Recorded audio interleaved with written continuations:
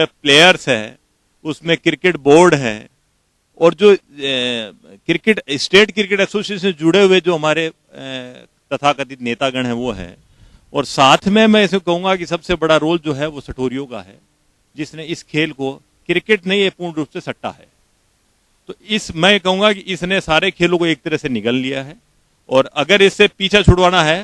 पर रामोतर जी, एक सवाल और कि सारे खेलों को निगल लिया, लेकिन जितने भी बाकी खेल संघ हैं वहां भी कहीं ना कहीं खिलाड़ी और खेल से ज्यादा राजनीतियों की चर्चाएं ज्यादा होती हैं और खेल के पिछड़ने का एक बड़ा कारण मान सकते हैं। बाकी खेल संघों में भी कहीं ना कहीं इच्छाएं रहती हैं राजनेताओं के जुड़ने की, पदाधिकारी बनने की, खेल पीछे होते हैं।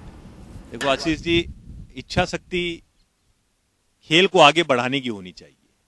अगर कोई जनप्रतिनिधि चुनाव जीत के आता है, वो चाहे किसी भी खेल संघ में आए, तो वो स्वीकार है, क्योंकि उसकी इच्छा शक्ति है कि मेरे को खेल संघ के लिए काम करना है। और जहां तक कि मैं देख रहा हूं अभी तक भी कि राजस्थान में क्रिकेट के छोड़ के ऐसी कोई परंपरा किसी खेल संघ में नहीं है कि जहां झगड़े की नौबत नेताओं के बीच में हो, नेता आगे आके कोई झगड़ा कर रहे हो। लेकिन मेरा कहना आपको ये है कि हम पूर्ण रूप से नेताओं को दोष दें या पूर्ण रूप से मेरा एक सीधा एक सवाल राजस्थान की सरकार से, भारत की सरकार से है कि ग्रामीण स्तर पर सारी खेल प्रतिभाएं हैं, उन ग्रामीण स्तर की प्रतिभाओं को हमें आगे लाना चाहिए। उनको ज्यादा से ज्यादा लाके या खेल छात्रावासों में, खेल छात्रावास, मैं मांगीलाल जी आपके पास आता हूं। जो सवाल कहीं ना कहीं से निकल के आते हैं, एक बड़ी बात, सरकारों की प्रायोरिटी जो है, सरकारों की जो सूची है, चाहे राजस्थान सरकार हो या और सरकार हो, खेल कहीं ना कहीं बहुत नीचे आ जाता है, प्राथमिकताओं में शामिल नहीं है। नहीं, जिस तरह से आप जो कहने का काम कर रहे हैं कि हमारे खेल की प्राथमिकता नहीं है, मैं ऐसा नहीं मानता। तमाम हमारे खेल प्रेमी यहाँ पर बैठे हैं जिनको श्रद्धा है और आत्मीयता के साथ में खेल से जुड़े हुए, पर तो आप देखने का काम करें खेल जगत में जिस तरह से विगत 2-3 वर्षों में जिस तरह से एक नया आमूल-चूल सा परिवर्तन हुआ है और हमारे सभी भाई जिस तरह इस बार में हमारे राजस्थान के भाइयों ने एशियाड गेमों में, ओलंपिक गेमों में एक नई कीर्तिमान स्थापित करने का काम किया और यही काम नहीं करने का काम किया। आप देखने का काम करें कि इस बार में हमारे जो रणजी चैंपियनशिप में क्रिकेट के साथियों ने इस बार में नया इतिहास रचने का काम किया, उसी स्वरूप में नहीं, आज हमने तय करने का काम किया। राजस्थान सरकार कटिबद्धता से प्रयास करने का काम कर रही है कि ऐसे जो खिलाड़ी जिनको राज्य स्तर पर, राष्ट्रीय स्तर पर, अंतर्राष्ट्रीय स्तर पर ख्याति अर्जित करने का काम करें, ऐसे साथियों के लिए हम विशेष पैकेज के रूप में माननीय मुख्यमंत्री जी अशोक जी गहलोत साहब ने उस धारणाओं को आगे लाने का प्रयास किया है और आज मुझे कहते हुए प्रसन्नता है कि वहां पर हम खेल मैदान में हमारे जो खिलाड़ी एक नए कीर्तिमान को प्राप्त करता है, उनके लिए हम नौकरी देने का काम कर रहे हैं, उन साथियों के लिए हम आवास के लिए व्यवस्था करने का काम कर रहे हैं। और वही एक सवाल जो पहले भी रणवीर जी ने उठाया था, कहीं ना कहीं चिंता है खिलाड़ी को अपने भविष्य की। वो खेल मैदान में अपना समय बिताता है, वहां पसीना बहाता है, लेकिन जब भविष्य की बात आती है, नौकरियों की बात आती है, उसके मन में एक चिंता होती है। आप ठीक कह रहे हैं कि उस व्यक्ति को चिंता होती है और हमारे सब भाइयों को और जनप्रतिनिधियों को और प्रशासन अधिकारियों को, तमाम साथियों को, जो खेल प्रेमी साथी जो खेलों से जुड़े हुए, खेल दुनिया में अपने आप में प्रतिस्थापित करने का काम करें, उन सबके लिए चिंता होती है। परंतु इस बार में हमने तय करने का काम किया कि इस बार में हमने खेल इकाई का आधार को माना है पंचायत को, खेल इकाई का आधार माना है ग्रामीण अंचल को, खेल इकाई का आधार माना है जो प्रतिभाएं छुपी हुई है उनको निखारने का काम कर रहे हैं और हम निश्चित तौर से उन भाइयों के लिए एक निश्चित प्लान बनाने का काम कर रहे हैं और प्लान बना करके तय करने का काम कर रहे हैं। हम खेल नीति का निर्धारण करने का काम कर रहे हैं। इस बार में तमाम अन्य स्टेटों से क्या लगता है खेल नीति बन जाएगी? 100% मैं आपको यकीन दिलाना चाहता हूं कि इस बार में खेल नीति का निर्धारण हम करेंगे, खेल नीति लागू करने का काम करेंगे, ये मंशा लेकर के काम करें। हम तमाम अन्य स्टेटों से हमने जो व्यूज लिए हैं उनसे उसके आधार पर राजस्थान की खेल नीति बनेगी, बनाने के लिए हम कटिबद्धता से प्रयास कर रहे हैं और हमारी मंशा है कि हमारे सब भाई जो खेल प्रेमी भाई यहाँ पर बैठे हैं, उन सबका सहयोग, इनसे सब भाइयों से सुझाव लेने का भी काम कर रहे हैं। उसे निश्चित रूप से आने वाले टाइम में धीरे धीरे कुछ नई चीज आएगी। दिनेश जी आपके पास आता हूं मैं। मांगीलाल जी कह रहे हैं खेल नीति बन जाएगी, आखिर 60-65 साल बाद खेल नीति की चर्चा तो शुरू हुई। खेल नीति की चर्चा, खेल नीति बनने से भी क्या होगा, सवाल है इंटेंट का, सरकार की मंशाओं का, सरकार की मंशा।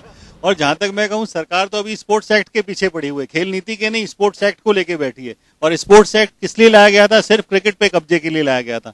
और यही कांग्रेस जिन्होंने विरोध किया था स्पोर्ट्स एक्ट का, अभी भी 3 साल हो गए उसे लिए बैठे हुए हैं, यानी उसको हटाने की कोई बात नहीं, अगेंस्ट डेमोक्रेसी है। भारतीय ओलंपिक संघ इसका कतई समर्थन नहीं करता है। किसी स्टेट में नहीं है इंडिया भर में, सिर्फ राजस्थान में स्पोर्ट्स एक्ट लागू है। ऐसा क्यों है? और दूसरे, जहां तक रामावतार जी की बात है, वे कहते हैं कि क्रिकेट सबको खा गया। लेकिन देखिए, ये सब मार्केट ड्रिवन फोर्सेस हैं। जहां लोग जाएंगे वहां मार्केट से पैसा भी आएगा, इसलिए क्रिकेट को दोष देना उचित नहीं है। लेकिन सवाल ये उठता है कि नौकरियों के लिए आप सरकार की ओर कब तक देखेंगे?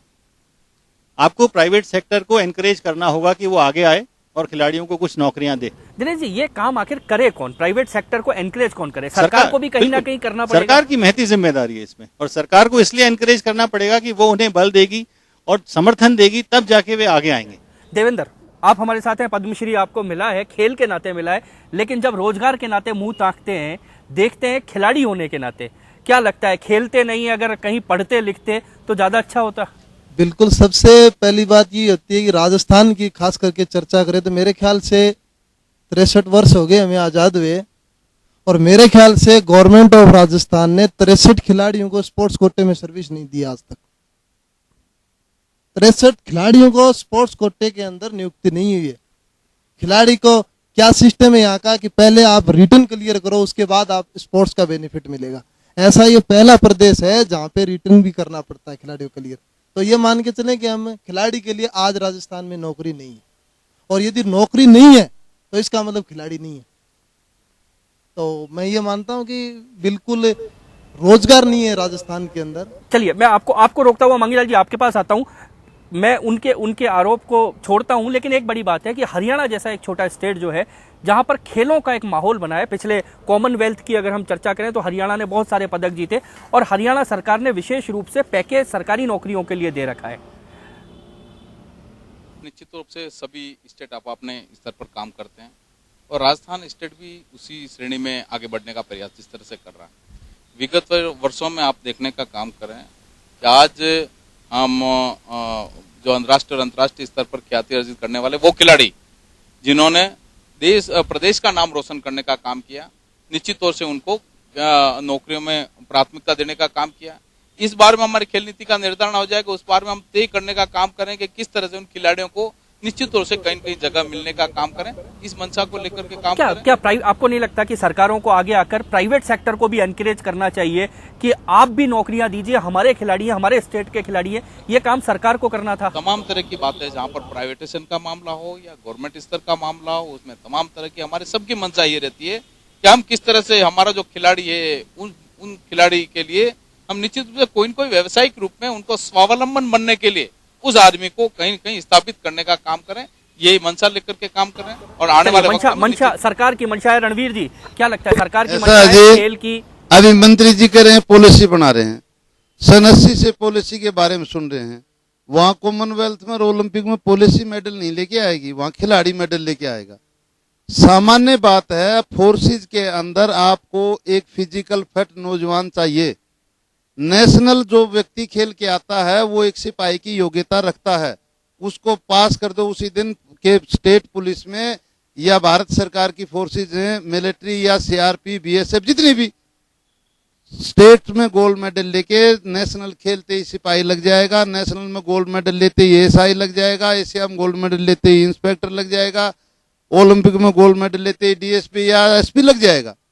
ये करके तो देखिए, कौन सा मैं कह रहा हूं कि फिर उसको दे दो। लेकिन नेता कर क्या रहे हैं? रणवीर जी, समस्या क्या है?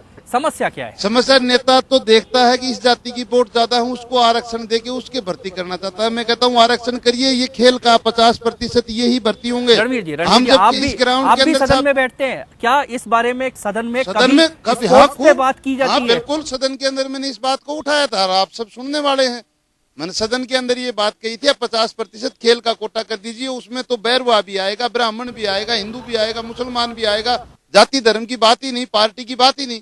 सरकारें बदलती रहेंगी, मंत्री जी कह रहे हैं। मैं रणवीर जी एक बात कह रहा हूँ, आपने सवाल उठाया, पवन जी ने उठाया, 198 लोग और हैं उस सदन में। जो क्या बोलते हैं वो इस विषय? उस सदन में सवाल उठते ही काम हो जाता, तो सवरक बन जाता ना। आज तक उस सदन में सवाल उठने से अगर काम होता हो, जब तो फिर हमसे पहले भी गणे ही एमएलए 10-10 बार बन के बूढ़े हो गए, उन्होंने क्या क्या करवा दिया।